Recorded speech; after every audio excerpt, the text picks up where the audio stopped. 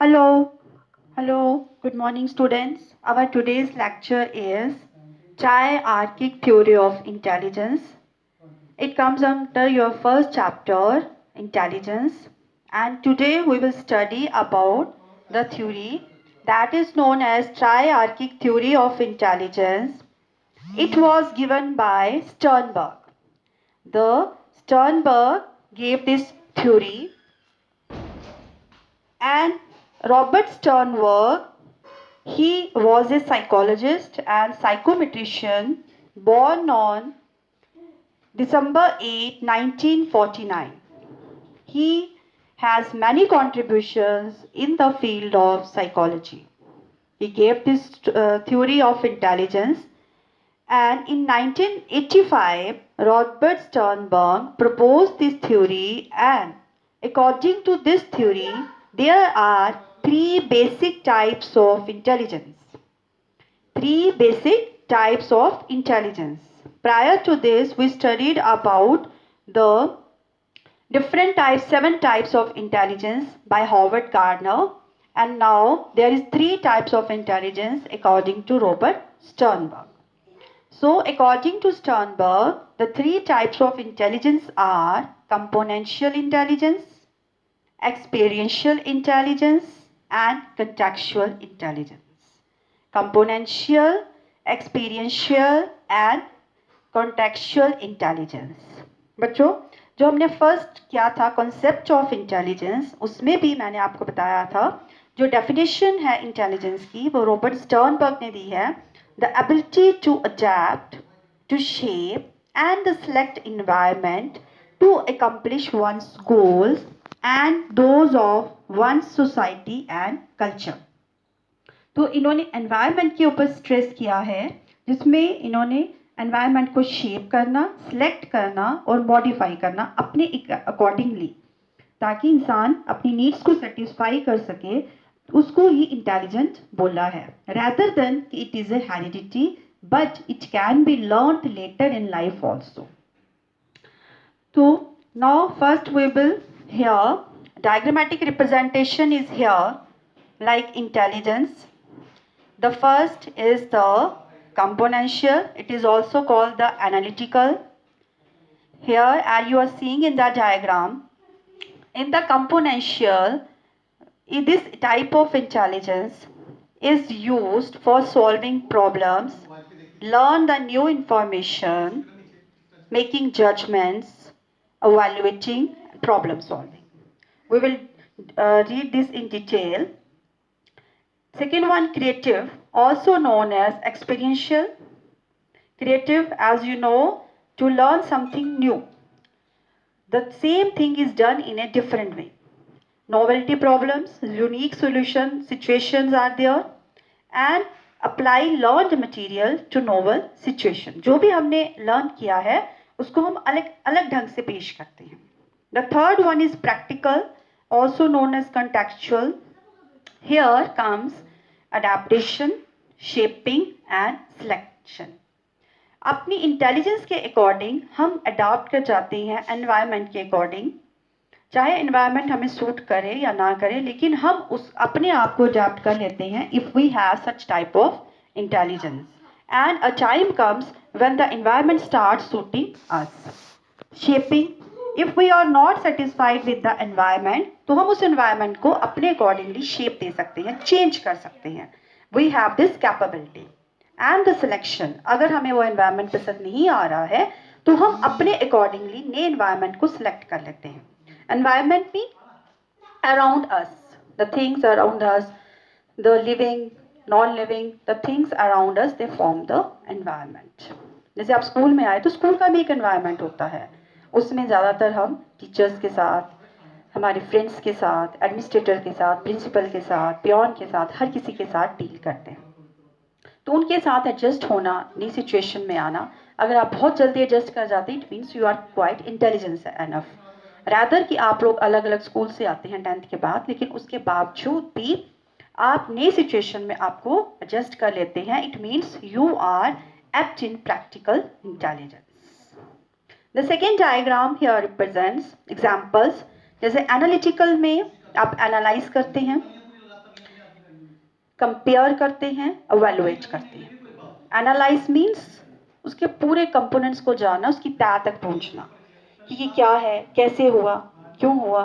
Compare करना, compare मतलब एक को दूसरे के साथ, उसकी क्या लिमिटेशंस हैं, क्या ड्रॉबैक्स हैं, व्हाट आर द डिफरेंसेस, इससे हमें पता चलता है उसके बारे में। इवैल्यूएट, याज यू नो एग्जामिनेशन प्रोसेस आपका जो होता है वो वैल्यूएशन होता है। आपकी लर्निंग का पता चलता है कि आप कितने लर्न किया है। फिर प्रैक्टिकल, जो भी आपने नॉलेज गेन की है क्या उसका प्रैक्टिकल एस्पेक्ट है, are you able to apply that practically और not. Then creative, creative means कि on the basis of information और using your own knowledge we are inventing something new, we are designing a new. अब same ही चीज को हम हर, अगर 100 लोगों के पास एक ही चीज है, एक ही इंफॉर्मेशन है, तो उस इंफॉर्मेशन को हर कोई अलग अलग ढंग से पेश करता है। अगर हम सेम ही करेंगे तो हम क्रिएटिव नहीं हैं। Now componential or analytical intelligence. The first, which was given by the Robert Sternberg. According to this type of intelligence, it involves the analysis of information to solve problems. हमारे पास जो भी information है, information means जैसे मैं आपको अब lecture दे रही हूँ, it is also you are gaining information. आप टीवी देखते हैं, मोबाइल देखते हैं, बुक्स पढ़ते हैं, किसी से सुनते हैं, एनवायरनमेंट से कुछ सीखते हैं, whatever you are gaining through your sense organs entering in your mind, that is information. लेकिन क्या वो सही ले रहे हो आप कि गलत ले रहे हो, उसको एनालाइज करना कि क्या है, मतलब वो इंफॉर्मेशन हमें कैसे प्राप्त हुई और वो इंफॉर्मेशन कहाँ तक हमारे लिए प्रैक्टिकल सिद्ध होगी, उसको एनालाइज करना। ऐसा सच नहीं उठा के हमने डाल दें, that is a cramming part. So intelligent person what does? He analyze the information, and the persons who have such type of intelligence, they solve the problems and they think analytically. हर एक जो हमारे पास हमने कोई भी matter learn किया है उसको हम एनालाइज करते हैं। I have told you analyse means उसके हर एक एस्पेक्ट को स्टडी करते हैं, लिमिटेशंस, ड्रॉबैक्स, क्यों हुआ है। क्रिटिकली सोचना, थिंक क्रिटिकली, इसके डिसएडवांटेजेस भी हो सकते हैं। एज सच मटेरियल नहीं ग्रास्प कर लिया, अगर आपने लर्न किया, आप सीख रहे हैं, तो उसको आप अपने अपने माइंड से सोचकर अपने उसके ऊपर ज़्यादा एम्फसाइज करके हम उसके बाकी एस्पेक्ट्स को भी देखते हैं। Then succeed in school. Such type of persons, those who have analytical intelligence, because they grasp the things or learn the things after analysis and critically. That is why they are successful in schools or everywhere, in every field also. Now again, this component has, this intelligence has 3 components, and which every component serve a different function. The first is the knowledge acquisition component. The second one is the meta or higher order component. The third is the performance component. Then what is the knowledge acquisition component?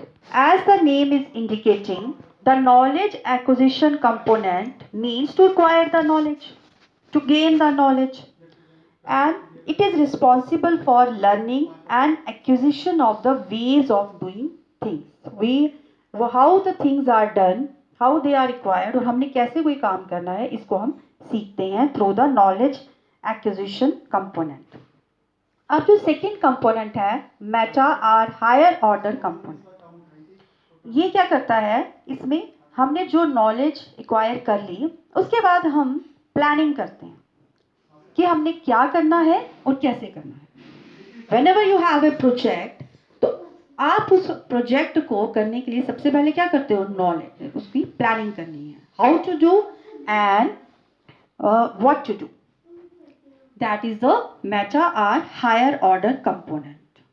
And last is the performance component. जब हमने knowledge acquire कर ली, उसके बाद planning कर ली, तो उसके बाद हम क्या कर रहे हैं, उसको परफॉर्म कर रहे हैं, that is actually doing the things.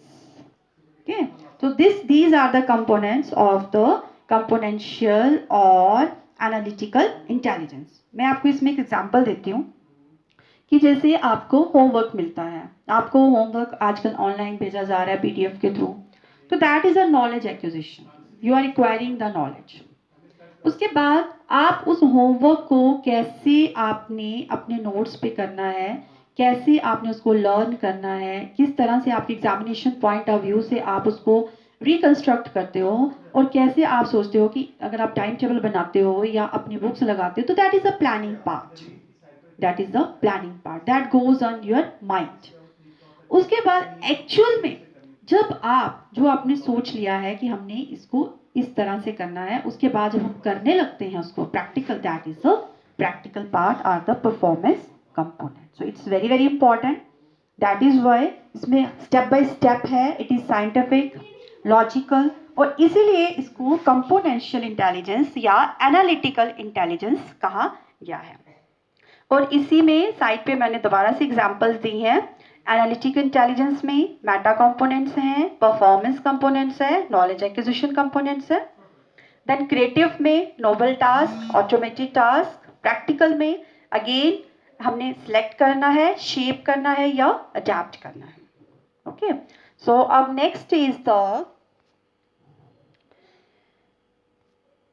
experiential intelligence और creative intelligence. As the word indicates, creative, ये तो बच्चे बहुत यूज करते हैं ये word creative. This type of intelligence is involved in using past experiences creatively to solve the novel problems. कोई नई प्रॉब्लम अगर आपके पास है, कोई एक नया नया इशू आपके पास आता है, तो उसको जब आपने सॉल्व करना है तो हम क्या करते हैं, हमारे पहले के एक्सपीरियंसेस हम यूज़ करते हैं जो हमारे ब्रेन में स्टोर होते हैं, जो हमने फील किए होते हैं। तो अगर आपकी फ्रेंड के साथ आपकी कोई लड़ाई हो जाती है तो उसको कैसे मनाना है, तो आप 10th में सोचते हो, 9th में कभी ऐसा हुआ था, तो हमने ये वाला तरीका अपनाया था, और कौन सा बेस्ट बनता है उसको हम यूज़ करते हैं। अगर आपका कोई सम है जो आपसे नहीं हो पा रहा, तो वो आपके लिए प्रॉब्लम हो जाती है, फिर आप यूज़ करते हो कि हाँ ये वाला मेथड हमने यूज़ किया था when I was in the school, तो we can solve that by using that problem.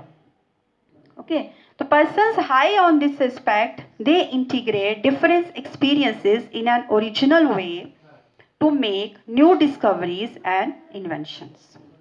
अब वो क्या कर, जो भी जिन लोगों में क्रिएटिव इंटेलिजेंस ज़्यादा होती है, जो क्रिएटिवली इंटेलिजेंट होते हैं, मीन्स कि जो हर काम को नए ढंग से करना चाहते हैं। अब सेम असाइनमेंट सब बच्चों को दी जाती है, नोट्स भी सेम दिए जाते हैं, लेकिन जो बिल्कुल डिफरेंट ढंग से लिखता है, उसको अलग ढंग से पेश करता है, वो ज़्यादा मार्क्स सिक्योर करता है, क्योंकि उसका क्या होता है, उसका way of writing, way of learning different है बाकियों से। तो दैट इज़ द क्रिएटिव। अब सेम ऐसे होता है, जब आप छोटे थे तब भी पढ़ते थे मॉर्निंग वॉक। अब वही सेम आप 11th 12th में पढ़ते हो, बट आप उसको क्रिएटिवली जो है रिप्रेजेंट करते हो, क्रिएटिवली आप उसको प्रेजेंट करते हो, डिफरेंट वे से करते हो। अब वो डिफरेंट हमारे जो एक्सपीरियंसेस हैं हमारी लाइफ में, उसको हम यूज़ करते हैं एक ओरिजिनल वे में, ताकि हम न्यू डिस्कवरीज और इन्वेंशंस कर सकें, हम कुछ नया ढूंढ सकें, हम कुछ नया कर सकें। फॉर एग्जाम्पल साइकोलॉजी है, साइकोलॉजी में इंटेलिजेंस की बहुत थ्योरीज हैं। अब आप जब खुद से पढ़ने लगोगे, आपको लगेगा if you have such type of intelligence कि मैं एक नई थ्योरी बनाना चाहती हूँ जो पहले से डिफरेंट हो, और उस थ्योरी में मैं अपने सारे पहले के जो एक्सपीरियंसेस है उसको जोड़कर मैं एक न्यू थ्योरी बनाऊंगी जो मेरी खुद की थ्योरी हो। That is the creative intelligence. और जो लोग अपने न्यू इन्वेंशंस करते हैं, डिस्कवरीज करते हैं, वो वही होते हैं जिसमें this type of intelligence component जो होता है वो हाई होता है। These people quickly find out which information is crucial in a given situation. ये लोग जिनमें क्रिएटिव इंटेलिजेंस हाई है, वो जल्दी से फाइंड कर लेते हैं कि कौन सी सिचुएशन में हमें कैसे हैंडल करना है, हमें कौन सी इंफॉर्मेशन जो है किस सिचुएशन में एकदम से अप्लाई करनी है। That they are known as the experiential. As the name indicates, experiential means based on the past experiences, और creative mean discovering or inventing something new. For example, creative intelligence would be involved when using your imagination to write a short story, paint artwork or create an advertisement. अब जो है advertising field बहुत popular हो रही है, you are a psychology students, आपको field में जाना है, तो आप सेम वैसी ही चीज़ें, कोई पुरानी चीज़ें पसंद नहीं करता, तो you create your own ways. Like here सबसे पहले रिटर्न मटेरियल होता था, नोट्स दिए जाते थे, उसके बाद लेक्चर्स के थ्रू हुआ, अब जो है फिर यूट्यूब के थ्रू इंफॉर्मेशन पास की जा रही है. तो there are the novel things because कि society also demands the new things. So हमें ये जो इंटेलिजेंस है, क्रिएटिव इंटेलिजेंस है, ये अपने अंदर जो है इनकलकेट करनी चाहिए ताकि हम लाइफ में सक्सेसफुल हो सकें. The next one is the contextual intelligence or the practical intelligence. As the name indicates again here, the practical means practically applying the intelligence. Practically हम उस जो भी हमारी नॉलेज है, जो भी हमारी इंटेलिजेंस है, जो भी हमने ग्रास्प किया है, लर्न किया है, उसको हमने प्रैक्टिकली अप्लाई भी कर पा रहे हैं कि नहीं, वो वर्ड्स में ही रह गया है. That is practical intelligence. और इसी को हम कहते हैं स्ट्रीट स्मार्टनेस और बिजनेस सेंस. जो लोग एक्सेल करते हैं हर फील्ड में, तो वो प्रैक्टिकली अपनी इंटेलिजेंस को अप्लाई करते हैं. That is why known as street smarts are the business sense people. This type of intelligence involves the ability to deal with the environmental demands on a daily basis. Daily में हमें जो छोटी छोटी problems हम face करते हैं, सुबह बच्चों का सुबह मॉर्निंग से उठने से लेकर शाम को जब आप सोते हो, तो number of problems are there. ये डजंट मीन कि आपको नहीं है, आपको भी बहुत ज़्यादा प्रॉब्लम्स होती हैं. घर से बाहर निकलना, फिर आपने स्कूल तक पहुंचना, स्कूल में हर अलग तरह की प्रॉब्लम्स हैं, तो उनको हम कैसे डील करते हैं, तो that is known as your street smartness. The persons high on this intelligence, they easily adapt to their present environment. Those individuals who have such type of intelligence, देखो इसमें तीन चीज़ें आ रही हैं. पहली आ रही है adapt to their environment. या तो वो अपने environment के according अपने आप को ढाल लेते हैं, अपने आप को ही change कर लेते हैं, adapt कर लेते हैं, और select a more favorable environment than the existing one. या वो उस environment को छोड़ देते हैं और दूसरा एक ज़्यादा फेवरेबल जो एनवायरनमेंट है उसको सिलेक्ट करते हैं. दूसरे एनवायरनमेंट को सिलेक्ट करना जो कि मोर फेवरेबल है, that is also the second part of the practical intelligence. या तो उसको अडॉप्ट करना या सिलेक्ट अ न्यू एनवायरनमेंट और चेंज द एनवायरनमेंट. ये बहुत इंपॉर्टेंट है, modify the environment to fit their needs. या वो इतने स्मार्ट होते हैं कि वो एनवायरनमेंट को ही चेंज कर लेते हैं ताकि वो अपने आप को उस सिचुएशन में हैप्पी रख सकें. तो थ्री थिंग्स आर देयर की adaptation to the environment, selecting a more favourable environment और modifying the environment to fit their needs. Hence these people turn out to be successful in life. तो examples इसकी जो है, जैसे nailing a job interview based on not only on your resume but on your ability to navigate a tense situation, communicate effectively and influence the people you are talking to. Yes, जैसे आप interview में जाते हो तो उस interview में जो भी आपने लर्न किया है वो सारा तो एक तरफ है, लेकिन इसके साथ आप अपने आप को प्रेजेंट कैसे करते हो, वहाँ पे कम्युनिकेट कैसे करते हो, जो भी आपके पास इंफॉर्मेशन है, how you present that information in that situation when people are sitting in front of you to asking you questions. तो that is a practical intelligence. आप practically उसको कैसे apply कर रहे हो और आप successful हो रहे हो. तो this was the Sternberg's theory of intelligence. It's very good and practical and important also, mostly comes in the exams. So it's not only studying this type of intelligence, but you should apply it in your daily life also, change yourself or learn it. To summarize here, I have given the summarized points also. In order to be intelligent, you must not only possess the three types of intelligence, but you must also know when and how to use them, that is practically apply them. Until and unless we practically apply our knowledge, that knowledge is not of no use to us. According to Sternberg, intelligence is not defined by how well you perform on intelligence tests like Stanford Binet scales. Intelligence is determined by how well you perform in the real world.